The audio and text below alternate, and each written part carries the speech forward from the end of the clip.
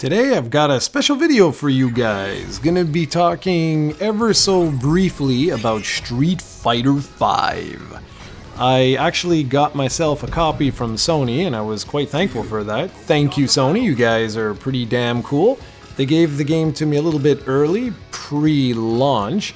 And well, at the time of this recording, there are 15 playable characters. Fang, for whatever reason, is not actually in the game as of yet. Don't know why. There hasn't been an update to put him in, but whatever.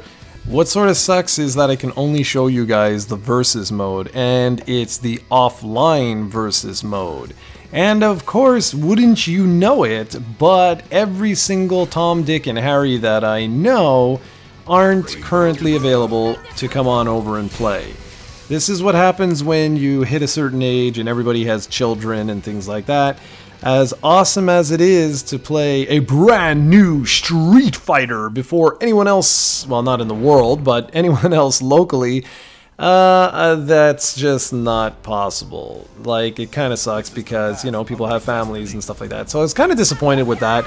I was going to do, you know, a couple of videos on this, but considering I'm so limited in what I'm actually allowed to show you guys, well, you'll just have to make do with this. So this is basically Serena button mashing like crazy and me just picking characters that I either didn't know whatsoever or characters that I did know, but, you know, trying to purposely go easy on her a bit, and you can see it's kind of humorous footage. But anyways, whatever. The point is I wanted to talk a little bit about this awesome game. I'm going to have the full review up on Monday morning, which hopefully you guys enjoy.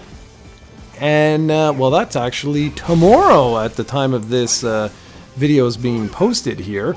I would have had videos out earlier, but alas, that just wasn't possible considering I didn't have the game. Anyway, so let's talk a little bit about Street Fighter V. What I like, what I don't like, things like that. Well, again, to be fair, this is pre-launch, so like I said, there are only 15 playable characters instead of Fang being in there, but that's okay. I mean, he's obviously supposed to be there once the game launches. There's a story mode, but the story mode is kind of weird. This is one of the things that I like about the game and I don't like about the game. Every character has a story mode, okay? And it plays out sort of like a comic book cutscene, if you will. And it's odd. It's almost like a prequel set like many, many years ago. For example, let's say I'm Ken, okay? He's not in his Street Fighter V garb. He'll be in, like, say, like Street Fighter Alpha garb or Street Fighter 2 garb, like that. You know what I mean? Like, it's set in the past. And anyway, what's interesting here is that you get a really cool looking comic book style, and, well, not animated, static, but just a really nice looking cutscene. And then you fight a 1-round match against whomever was in that particular cutscene. Then once that's over with, bam, you're back into the cutscene, and then you fight like another 1-round battle, and it keeps going like this until you end the story. Now the thing that's funny is that there's only typically 3 or 4 matches per story, and then it's over, you're done. So if you skip those cutscenes, you can quite literally go through all 16 characters in probably like an hour or an hour and a half, something like that.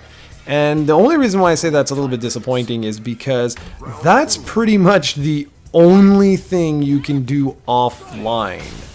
Everything else is built around online gameplay or versus mode or what have you. Now, of course, this is a fighting game, right?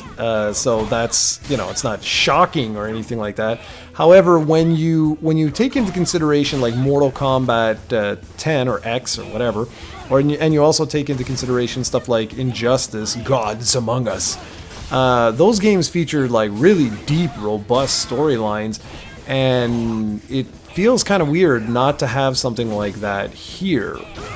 Now, again, I gotta be transparent, gotta be honest.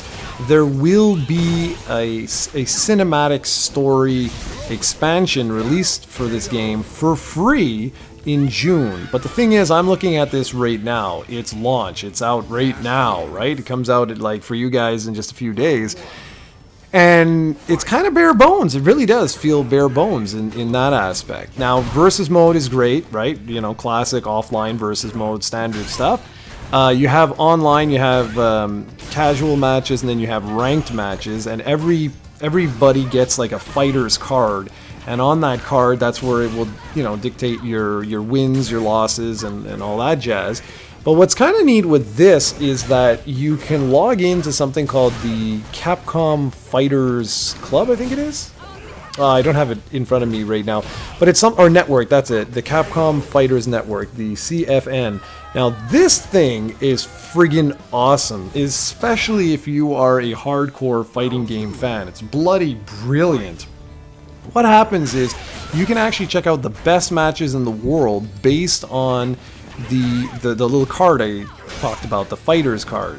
So like you can set rivals even. You can go online, join up the network, look in. It's all free, all this stuff. And you can see who has like the highest, say, level or the highest points allocated to them. In other words, who's winning the most online. And then you can set that person as a rival. You can do battle invitations, all kinds of stuff. You can even check out all the replays that particular individual had done. You can add friends. You can do all kinds of stuff. And all of that is awesome. Just awesome. I really, really like all of that stuff. It's just, like I said, again, it does feel a little bit bare bones compared to some of the other fighters that have been released over the last, like, let's say 2 years. The other thing is there's a nice, you know, classic Street Fighter training mode, but coming off of Killer Instinct, which really did have, I think, the best training mode I've ever seen in a fighting game. It's just awesome because it tried to teach you the foundation of what makes fighting games unique. So it wasn't just like, okay, well, here's how you perform a bunch of special moves, because that's the classic training modes, where like, okay, we'll try and perform this, try and perform that. But with Killer Instinct, they actually went into detail to say like, okay, this is why you're doing something, and tried to really give you a good understanding of the mechanics of fighting games. Whereas here, it's just your traditional training mode. You know, you can set the AI to perform certain, you know, moves or blocks, and then you can have your move list. You can put your input commands and all that sort of stuff. But it just doesn't, you know, it's not that robust, deep training mode. So that's pretty much that. I'm really enjoying my time with the game, but it'll be better to experience this online and show you guys some online gameplay, some online matches, and if time permits, I would really like to, you know, put more time into this game because it's really, really fun.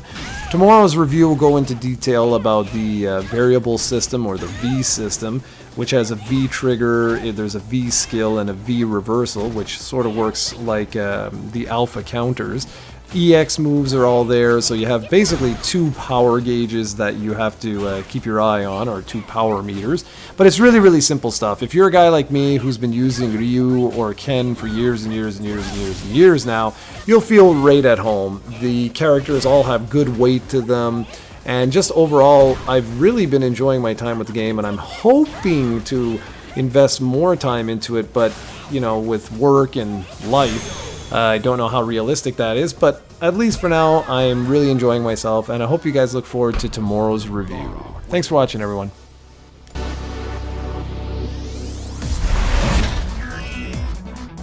Player 1 has a 5-win streak.